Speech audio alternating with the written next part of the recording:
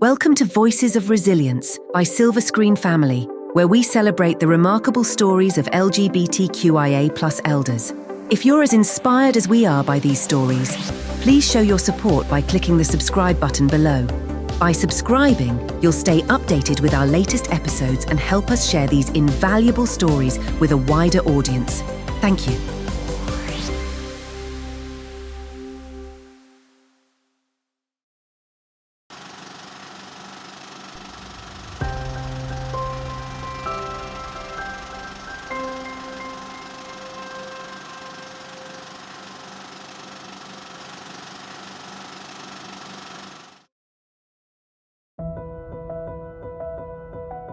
Hi, my name is Charles. I was born in Gibraltar, New Year's Day, 1951. And from a young age, I realized that it wasn't exactly what I would say the norm. I felt different things, like most probably liking my fellow students. And it was only till, I suppose, I was about 15 that I thought, okay, I'm slightly different, but not that different. And I went along with what everybody was doing, dating girls. Not that it was quite me, but I managed to do it. Then eventually I decided that that wasn't me. Of course, in those days, we didn't have the information we do nowadays. You think, you're different, but why and how?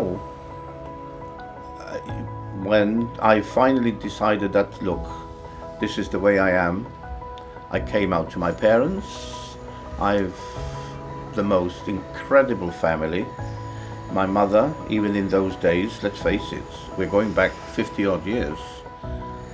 My mother, my father, my brothers, sisters, all accepted me as I am.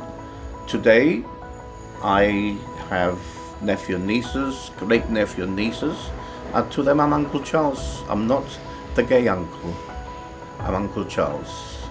So I've had very, very good backing, which obviously made me the person I am today. The fact that I could go down Main Street with my head held up high, because I knew that the people behind me were proud of me, and if they were proud of me, I could be proud of myself. I've never hidden anything, and eventually I started trying to do something for the gay community, because if I could be who I was, why couldn't everybody else be who they were? But of course there was a lot of stigma attached to it in those days. People were embarrassed to have a gay son. In my case they weren't, but a lot of the younger members of the community decided that rather than embarrass their family, they would leave Gibraltar, which they did. A lot of them have come back now because things have changed.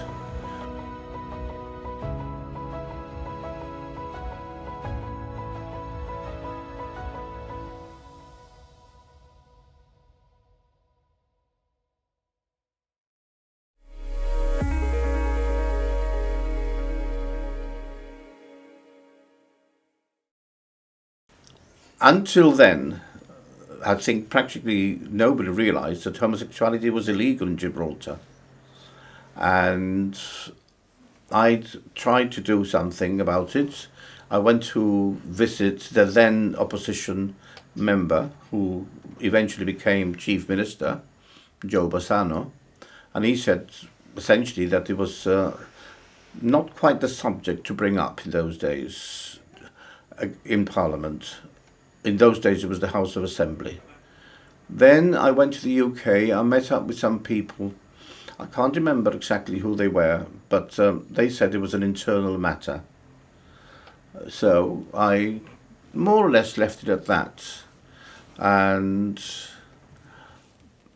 my family knew about it, I told them about it, but I've always had a very good rapport with my family. Even though they, all those years ago, all these things weren't talked about, but in my family they were. So I went ahead with it. but I got nowhere. Then years later, I was still doing things in the background. Years later, I came across a letter written, I think it was in the pink paper, and they'd said that people in Gibraltar were very sort of homophobic and all the rest of it. Now, I went to a public school. I didn't find any homophobia. I had quite a good childhood. At school, fine. Then when I went to the Gibraltar and Dockett Technical College, I found no problem at all. Then when I started work in the dockyard as a special grade shipwright, fine. All these roughy toughy guys, and there was just me. And in those days, I must admit, I was obviously a lot campier, whatever. But one sort of mellows with old age. And I never had any problems. So really, my life has been quite smooth. I dare say other people's haven't. But in my case, I can't say anything against the people of Gibraltar. Anyway, to go back to where I was, this newspaper cutting was brought to my attention, and I wrote a reply back saying that this wasn't the case, that Gibraltar had no problems. I had moved into this particular flat 41 years ago with my partner at the time. That would have been a scandal in those days, and yet it wasn't, because people thought, oh well, that's Charlie's boyfriend. So what's up with that? In fact, at work, when they had Christmas dues, I was invited as well with my partner. Everybody else was with their wives, and I was with my partner. And nobody blinked an eyelid. So whether I was lucky, or whether because I came out and said, this is the way I am, if you don't like it, well, that's it. It's your problem, not mine. And because of that, people respected me. So, when this newspaper cutting was replied to by me, I was away actually. I was away in Seychelles, and I came back. And my mother said to me, what have you done this time? I said, what on earth is going on? She said, well, GBC has, the local television station, has been in touch. Radio has been in touch, and everybody wants to talk to you. I thought, God almighty, what have I done? So, I was the first, I suppose I was the first gay activist in Gibraltar. I actually went and did a television debate, and I was the first, I suppose, the first gay man to come out in Gibraltar on television publicly saying that he was gay and fighting for gay rights. Then I did a couple of programs actually. One was called Two's Company, and that went down very well. In fact, they asked for it to be repeated on several occasions. The public, that is. Then I wrote several letters to the then Chief Minister, Joe Wasano, who had said it couldn't be done. So I wrote to him, interviewed with him, and eventually it was legalized. I remember on one occasion there was only one abstention, who happened to be a very good friend of mine, and he objected to this bill being passed legalizing homosexuality. I wrote to the Gibraltar Chronicle a very short letter which said, let me assure the said gentleman that making homosexuality legal is not actually making you do it.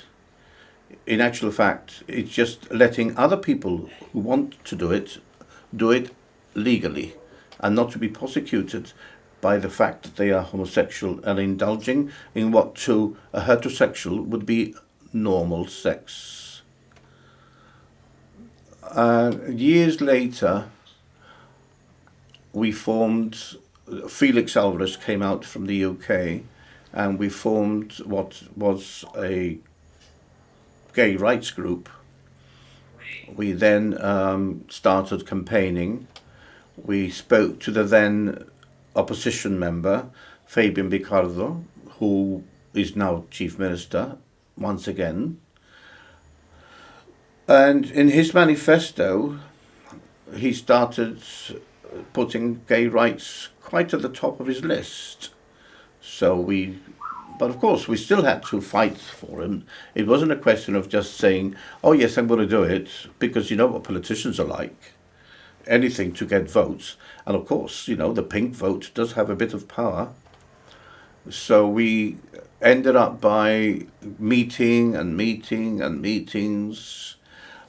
We even had to go to court on one occasion, and this was with the prior government, in fact, not this one, because the then Chief Minister, who is, in my opinion, a Bible basher, actually said that whilst he was in power, gays wouldn't have any rights in Gibraltar.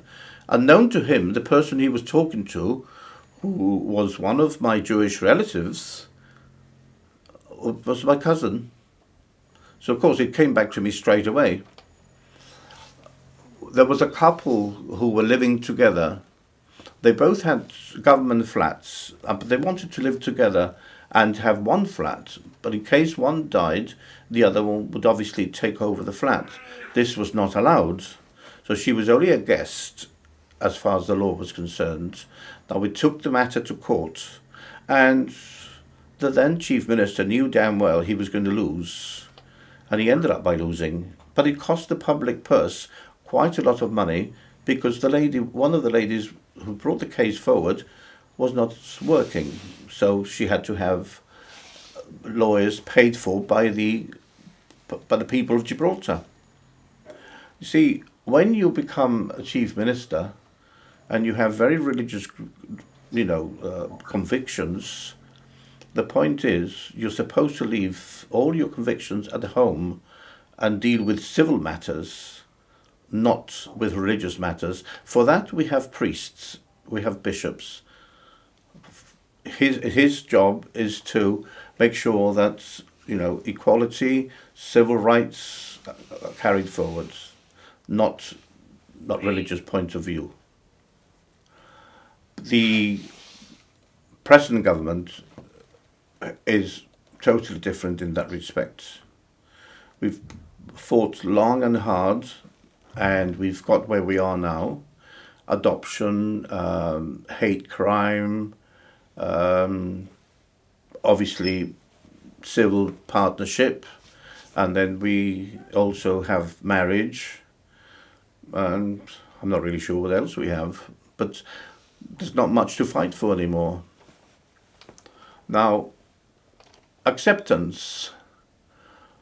I feel quite proud of what I've done, in the sense that I have seen girls walking hand in hand in Gibraltar. Recently I saw what I thought were literally schoolboys, not schoolboys, boys as such, but young guys walking hand in hand. Now, that in my era would have been unheard of. Another thing, we elected, or rather the government elected, a very openly gay mayor, and with his husband, who presented me with a mayor's award for my work with the LGBT community. And recently he's been voted in by the people of Gibraltar as minister. Now, this for me is one hell of an achievement, to have an openly gay minister with his husband sitting in Gibraltar's parliament. That is what it was all about. That's why I fought long and hard for equality, acceptance, not tolerance, acceptance. Because, some people say, see, no. I don't mind, I tolerate people. Well, I don't tolerate people. Because if I go into a restaurant and there's little kids running all over the place, there's no way I'm going to accept them. I tolerate them because I have no option. So, we've always looked for acceptance. In my case, I have been accepted. Apart from all that, I had at one stage perhaps the most well-known bar in Gibraltar, the Hole in the Wall.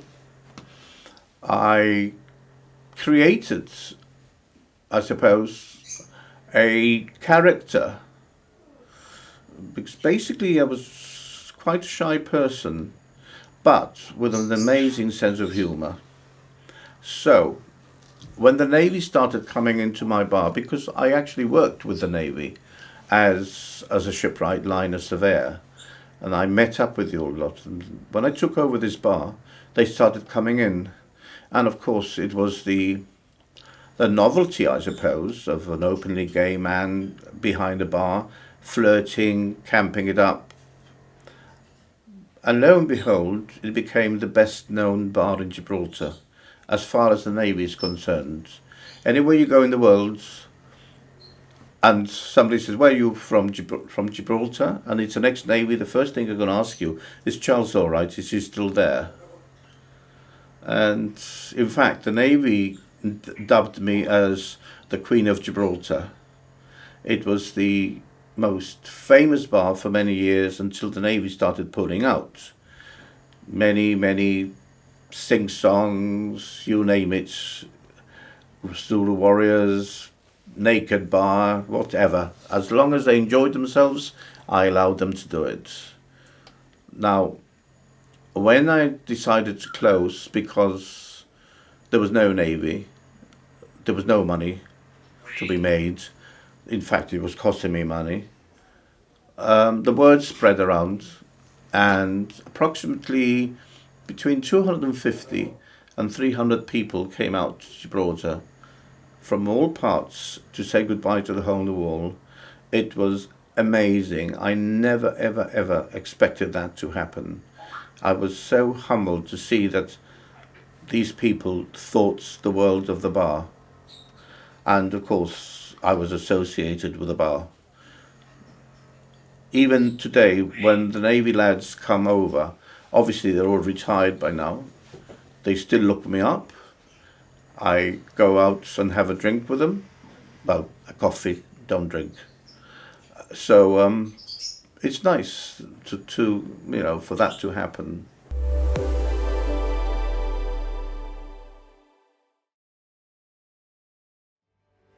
Darlings, welcome to a journey that's more dazzling than a Hollywood premiere. Picture a world where you can hear the echoes of great-grandparents' laughter, bear witness to your grandparents' daring adventures, and relive your parents' most cherished moments. This dream is not out of reach. It's the driving force behind Silver Screen Family. They swoop in like modern-day magicians, capturing these priceless memories and weaving them into films that will stand the test of time. These tales aren't mere anecdotes, they're vessels of wisdom and values. Through them, life's lessons are passed down from one generation to the next, a legacy more valuable than the finest jewels. Whether it's overcoming adversity, embracing change, or savoring life's smallest joys, these stories offer insights no classroom could ever replicate. Silver Screen Family is like your family's personal time machine, capturing stories in all their glory. It's like Netflix, but instead of binge-watching shows, you're binge-watching your family's greatest hits. Together, let's create enduring legacies that will touch the hearts of generations to come. Visit silverscreenfamily.com today and let Silver Screen Family help you create a lasting tribute to your loved ones. Don't wait. Start preserving your family memories now.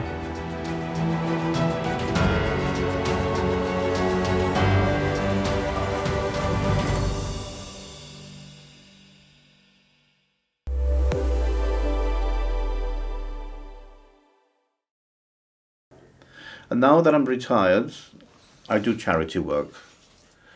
I go to Morocco. I feed or help to feed an orphanage. I do car boot sales with my sister-in-law who does Generous Hearts charity. It's amazing what we don't need, a lot of people would gladly receive from us. In fact, only a couple of weeks ago, one of the local Arab Muslim community asked me whether I knew of anybody who had a double pram, because her sister or somebody like that was having twins in Morocco. So you can imagine how much that pram would cost. Immediately I put it on Facebook, and straight away there it was, a beautiful pram, and this lady just couldn't get over it. Recently I've had, I put things on Facebook, and before you know it, I asked for a TV set. I ended up with 4. People in Gibraltar are very, very charitable. And I think, because we have such a mixed community, Indians, Muslims, Jewish, Catholics, Protestants, you name it, we've got them. I myself are of Jewish extraction. My mother had a Jewish father and a Jewish mother on her father's side, which obviously meant that she was not a Jew, because it runs through the mother. On the other hand, my father's mother was Jewish, so he could have been Jewish if he'd wanted to.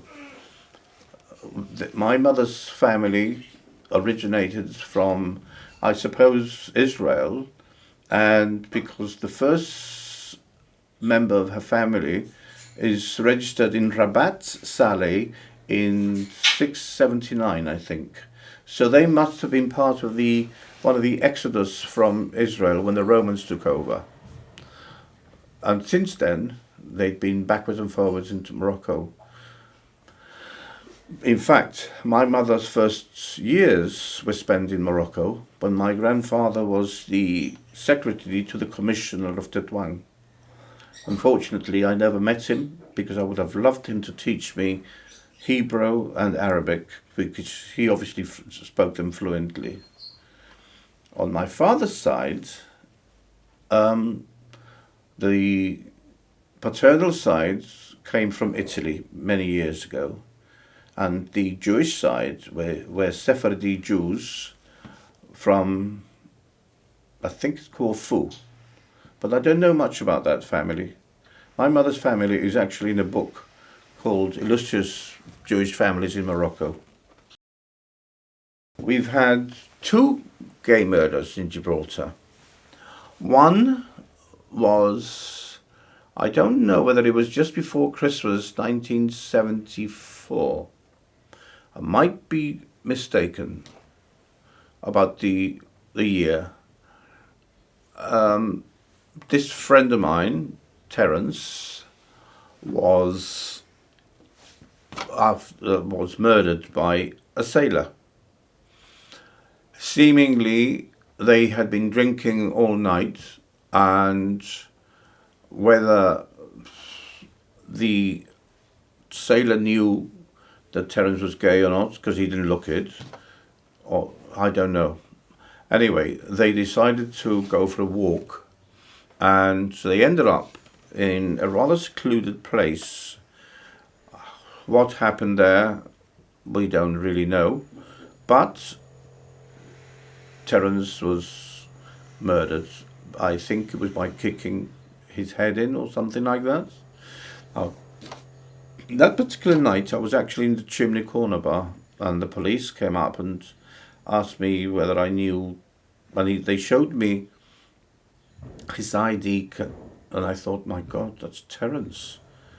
And I must admit, I was very, very upset. And then so I told them who he was. They went to notify his family.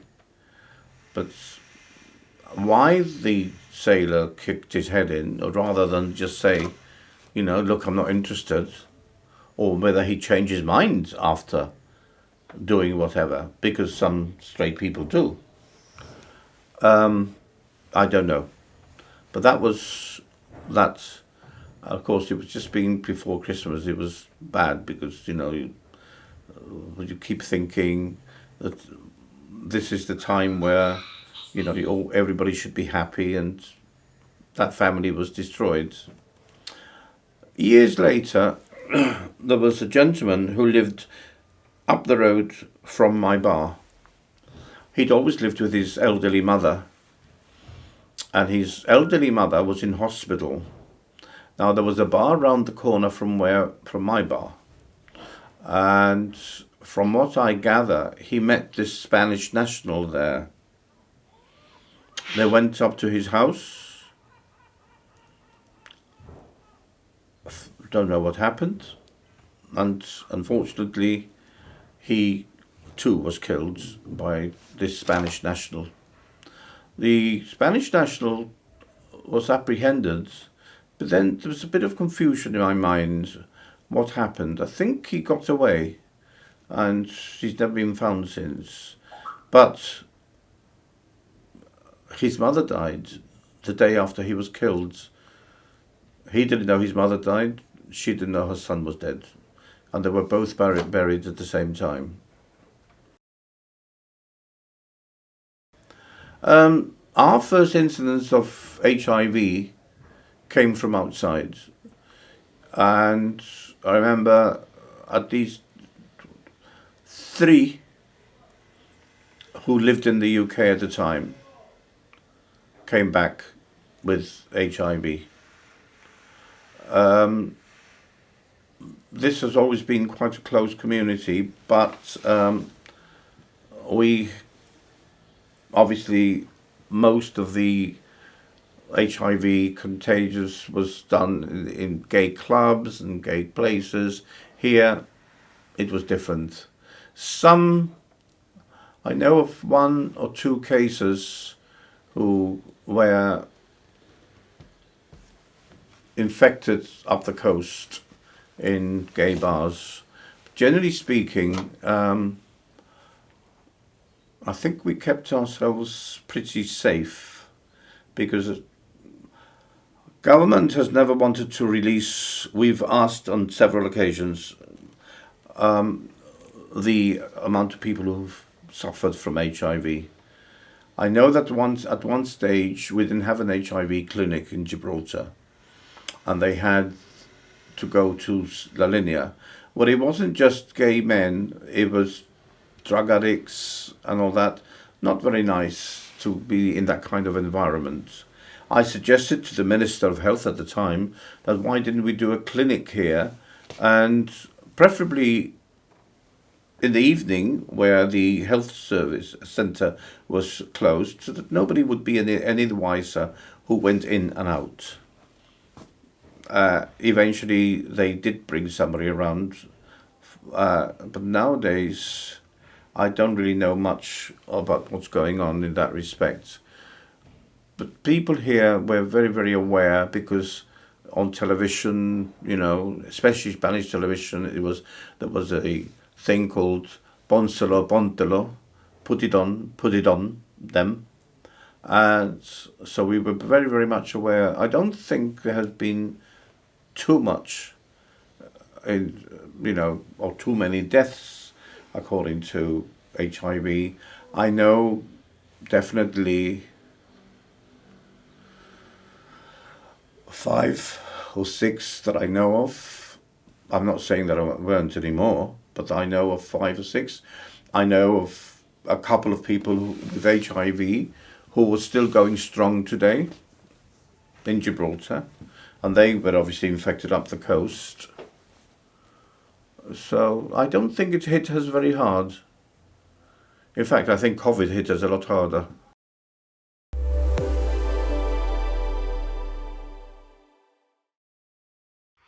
Hi, hello, this is Darren Brown. I just wanted to say I was one of the first people to have Danny come and film my parents for me. And it was one of the best things I think I've ever done. It was a really beautiful thing. It's a very discreet, lovely, gentle process. My mum and dad loved it. I actually did the interviewing, and sometimes Danny does that, but it was quite nice to do that myself. And I interviewed them both, and then together, and left everything in the hands of Danny, and he created this beautiful set of films, which I've now got forever. And with a young nephew growing up, it's going to be a wonderful way at some point for him to get to know his grandparents. And it will always be a beautiful thing to have. And the act of listening to their stories, quite aside from preserving them, but actually just listening to them and spending time with them and asking those questions and digging deep into their background and just finding out things that I didn't know was really wonderful. And now I've got a record of that forever. I really, really recommend it. It's a lovely afternoon. They are the nicest guys to have in your house. And it's Danny himself who comes over and does it, and clearly loves doing it too. So I hope you enjoy it as much as I did, and it comes to mean as much to you as it did to me. Thanks.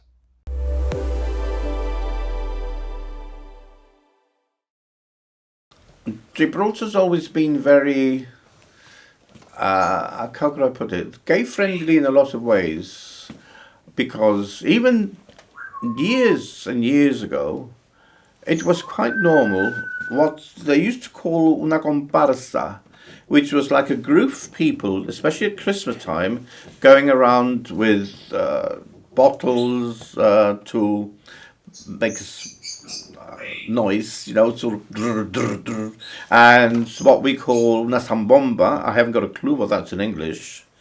That, you know, it's an instrument where if you go like that, it goes or something like that. Anyway, used to do that. One to, you know, go around singing carols and in English and in Spanish, and you'd find there was quite a few of the gay guys dressing up, and it was quite normal. Nobody bothered about it. Perhaps in a way, in those days, a man who was gay was more or less accepted more if they thought that you were really a woman without being a woman. But we had quite a lot of gay men who were drag queens, I suppose you could call them. And it was quite okay for them to walk up and down Main Street, usually at night, but when we had the local fair, they would be there, and nobody, I'm not going to say everybody accepted it, or maybe some people poked fun, but generally speaking, it was fine. Now, of course, there was a massive naval presence in Gibraltar, so they were much more accepting than anything else. So it was quite normal to see one of these drag queens walking down Main Street with a great big hunk of a sailor or a Royal Marine. So we had a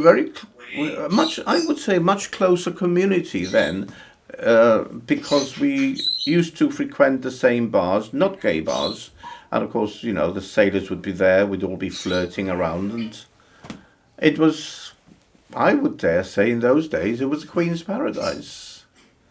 No women. So, the ones that were, in those days, they weren't liberated. They didn't spread their wings as easily as they do nowadays. So, we all had an absolutely fantastic time. And in my case, of course, I had them all literally at my beck and call because they were all in my bar. But some good times were had in those days. This is, 70s, the 70s. This, I think by about the 80s, things had started to calm down. I don't know why, but things took a different turn. And then, you know, being a drag queen wasn't quite the thing. I've got no idea why that happened. But before that, you know, I remember one in particular who's a very dear friend of mine, Michelle, which is his drag name, had the most amazing pair of legs you could possibly imagine. And in those days, you could drive up and down Main Street, which is pedestrianised nowadays. People would actually wait in their cars to see him walk past in his mini pants and his mini dresses, because he looked absolutely fantastic. Then there was quite some others who didn't look as good. In fact, one of these drag queens, I suppose you could call them, there might be another name, but I'm calling them drag queens. And Joanna, to this day, has always looked like a lady. Not a drag queen in the sense that they sort of tend to look a bit more flamboyant. Joanna looks just like a normal woman. And to this day, he's still like that. Or she is still like that. And everybody has accepted Joanna as she is. In fact, I remember she used to work with my uncle in the MOD. And to my uncle and to all the other people who worked with him, Joanna was Joanna. In fact, on one occasion, somebody was looking for John with his surname, and nobody knew who John was, because everybody knew him as Joanna.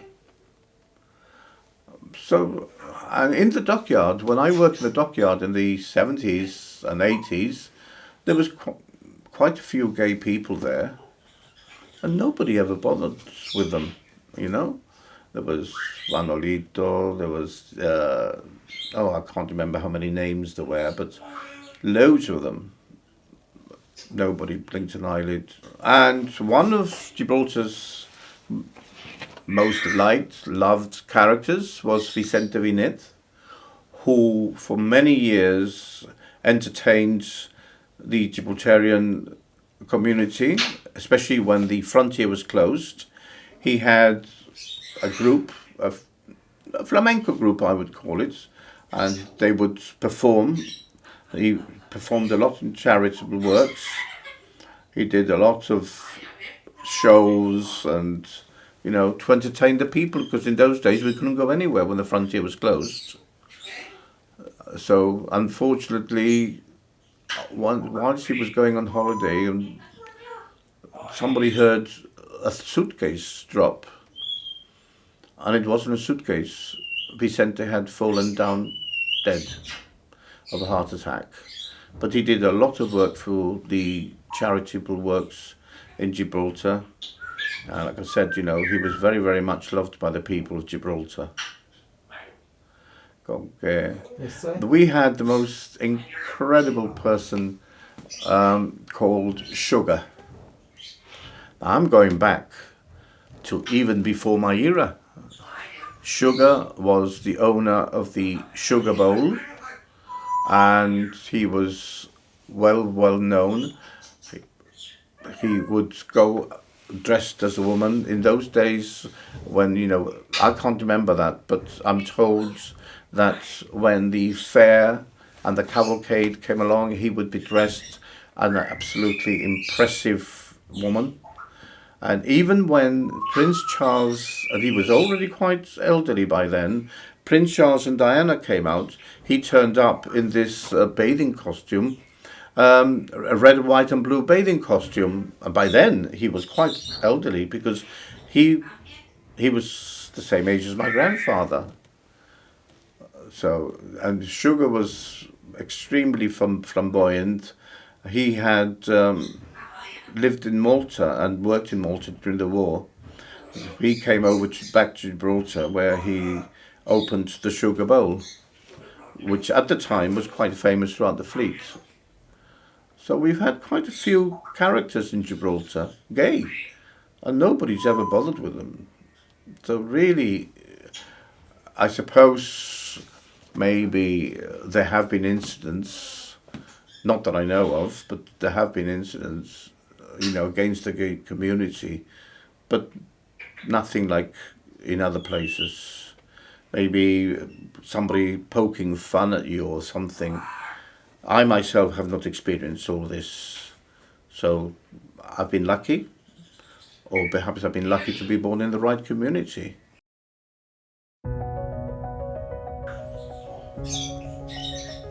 Well, I just hope that things continue as they are now, obviously getting better, because there's a lot of people who accept, there's a lot of people who tolerate. Now, I would like to see total acceptance, not just, bueno, sí, there's nothing I can do about it, let them go, let them do what they want. No, why not, think, if I can do it, why can't they? At the end of the day, we all pay the same taxes. We all have to live the same life as best as we can. And why not enjoy life to the fullest and know that the guy next to you is different in his way, in his sexual, I suppose, preference, but yet he's still the same. Who he beds with has got nothing to do with who he is and what he is. So total acceptance is what I would like to see. And if there's any problems at all, that the law hits hard on people who have any kind of homophobia.